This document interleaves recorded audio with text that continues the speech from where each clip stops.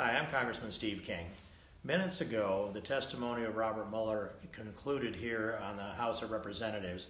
He testified before the Judiciary Committee, and then he testified before the Select Committee on Intelligence.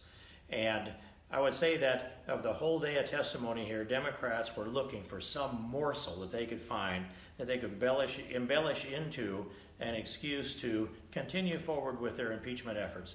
This strategy, this attempted coup of a duly elected president started a long time ago.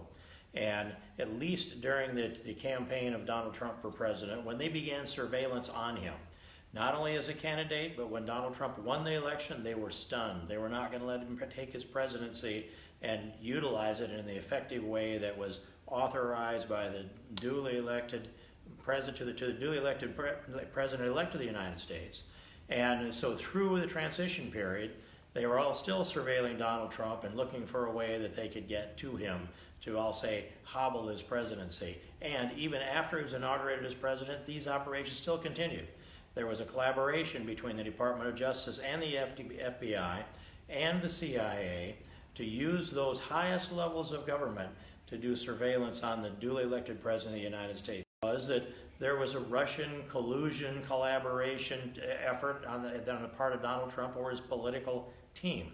And Mueller's report came out here a couple of months ago, and it was clear that they found nothing there that was any kind of an indictable offense or anything that one could point to and say, well, this is an impeachable offense. And so the report came up and exonerated Donald Trump. Then Democrats decided they had to get Robert Mueller before the committees today to try to pull that morsel out of him that they might be able to use to breathe life into their failed effort to impeach Donald Trump. Just last week, they brought a resolution to the floor that declared Donald Trump to be one who had utilized racist language in a tweet. That tweet didn't reference race in any way. I looked through that. I wondered how they could get racism out of it. It wasn't in the words. It was in their perception of what they thought he thought when he typed those words. That's one day, declare the president to be guilty of using racist language falsely by a vote of every Democrat and 4 Republicans in this House. The very next day, they brought an impeachment resolution on the President of the United States without having a hearing, without evidence, without justification, and 95 Democrats registered their desire to remove Donald Trump as President of the United States. These politics have gone forth down into pure partisanship, political hatred, and in any means necessary to get your way rather than respecting the will and the wishes of the American people. But after Robert Mueller's testimony before 2 committees today, it's really clear that Donald Trump is again exonerated. It's also clear that Robert Mueller must not have done a lot of homework and refreshed himself on this report, because he was asked time and again questions that he refused to answer.